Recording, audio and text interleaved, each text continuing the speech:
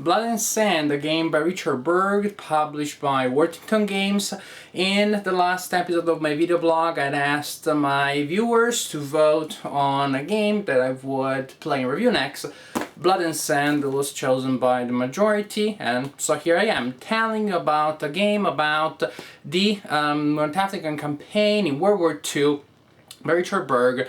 Very entry-level game, 8 pages of rules, and not all rules are necessary in all scenarios. Extremely simple game. Let me show you how the game plays. This is the map for the game. It looks really nice, a list in the top portion with the map. The bottom part is a little uninspired, a little flat. But this part here, really nice. Large map, actually maps. This is 2 maps printed on cardstock that you will need to place adjacent to one another, and possibly you'll place them under a piece of plexiglass. At the beginning of each turn, the players roll die to determine the player who goes first.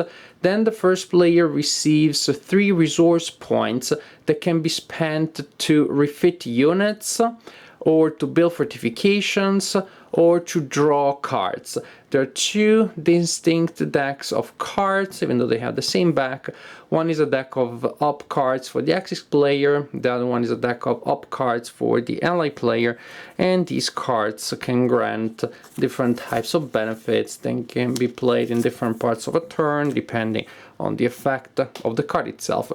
Typical cards, event cards, resource cards that you have in many other games too. Units are represented by these counters. They are thick enough, and the ones with illustrations look really good. Unfortunately, as you can see, the hexes on the map are quite small, which is not a problem when you do not have a high concentration of units, but when there are many units in the same area and stacks start bumping into one another, it can be a little irritating. Larger hexes definitely would have been desirable. Units have 2 values, combat factor and movement factor. The movement factor may be in black to indicate infantry movement, or it may be in red to indicate motorized movement. And some units have incredibly high movement ratings, 34, but there are also units that have 50 or over 50. The first player in a turn, as I said, receives resources and reinforcements. Then the player checks that his units are in supply. A unit is in supply if it is within 8 movement points from a supply source, or if it is within 8 movement points from a track or a road that goes to a supply source. Supply sources are Elagala for the Axis player, Alexandria for the ally player. Ports may also work as supply points, as supply sources, but only in a limited capacity. They can only provide limited supplies. If you are not in supply, bad stuff happens, movement is halved, you cannot attack, things like that. After checking whether units are in supply or not, the active player needs to determine how many supply points he has available for that turn. The player rolls 2 dice, adds the number of supply points that the ports he controls can provide, and then adds 25 points if that is the Axis player rolling, or 35 points if that is the allied player rolling. Those supply points are recorded on a supply points track. There is no marker for that. You have to use other spare markers from the game. And those supply points are spent during the turn to attack. As you can see, the map is divided in supply zones that have the cost, that indicate the cost that a player must pay to attack with an infantry unit or with a motorized unit. That is, in this area, an Axis player will spend 2 supply points for each infantry unit that attacks in an attack, and 4 supply points for each motorized unit that attacks in an attack. The ally player will spend 3 and 6 respectively. And as you can imagine, the costs for attacking for the ally player increase as you move to zones, to supply zones on the west side of the map, which is the zones that are the farthest from the main supply source of the ally player, and the opposite is true. As the Axis player moves towards the east, the cost of supplying attacks becomes increasingly higher. I like this very much. It is possibly my favorite thing in the entire game. That is how supplies and the cost of supplying attacks is factored in the game in a very simple, effective, and elegant way. After supply points have been determined, the active player moves any and all of his units. Units have to end the movement when they enter the zone of control of an opponent, and then you resolve combat, which is exceedingly simple. Suppose that we have these units attacking that unit, that stack of units there. You simply grab a number of dice equal to the number of strength points that you have involved in that attack. However, you need to roll dice for infantry and dice for motorized units separately. So here you would roll 9 dice for these 3 units and then separately a die for that unit. You roll your dice and you inflict a hit on each 5 or 6 that you roll with a motorized unit, and on each 6 that you roll for an infantry unit. The first hit that you inflict on the opponent, you choose the unit of the opponent that takes it. Other hits are assigned by the opponent that chooses the units that receive the hits. Also, hits can be converted into a 2 hex retreat. 1 point is spared, 1 hit is spared for each such retreat that is taken by a unit, or for each unit that takes such a retreat.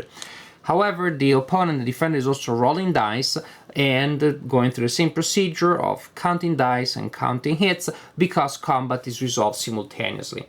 Hits are taken by removing steps from units. Most units have 2 steps. After they are done, they go. Some units have only 1 step, but this is pretty much the idea. Very simple combat system.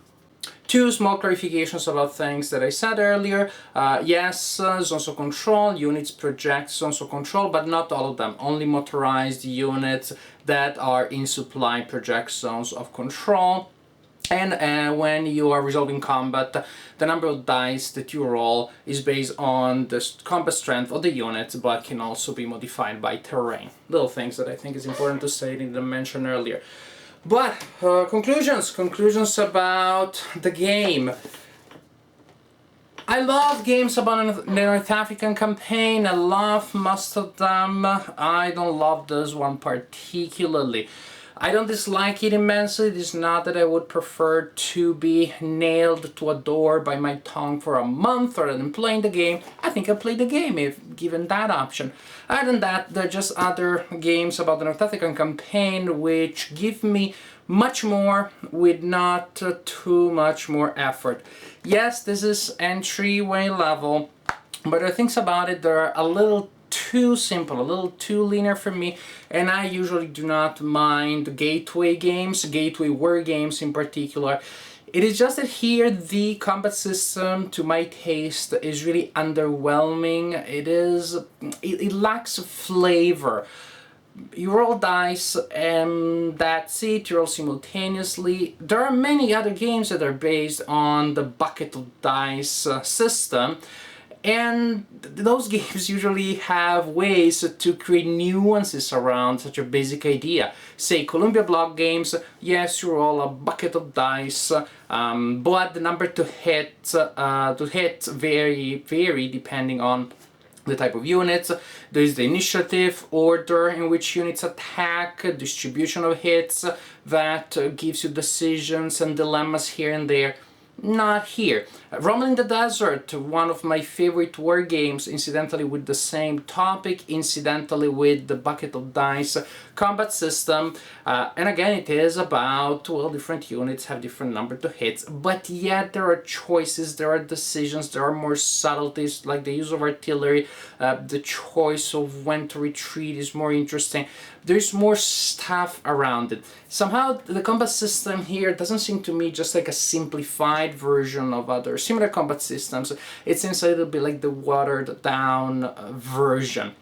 And then there are a couple of things about production that are not too exciting, like the hexes being a little too small. Back to gameplay, actually something important is that those movement factors of 50, 56, they just originate strange situations. They just seem to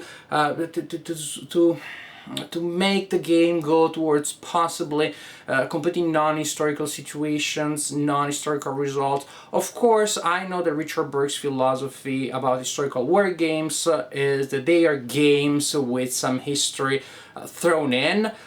I think maybe I would have liked more history thrown in here. Not necessarily in terms of fiddly rules that force you to do this and that, but in terms of some mechanics that give you more of that. I like the supply system, I like the resource point system. There are many things that I like, but unfortunately they are counterbalanced by other things that to me make the experience unexciting. Not a bad game, don't get me wrong. The campaign game can be a little too long, or can feel a little too long and repetitive. But the shorter scenarios are perfectly approachable. They're not bad. It is just that there's something in there that seems to be missing to me for this game to be truly great. And since there are many great games about the same topic, games that are not much more complex but that are much more satisfactory, well, this being the situation, I just think that when given the choice of playing a game about this topic, Blood and Sand would rarely be my first choice.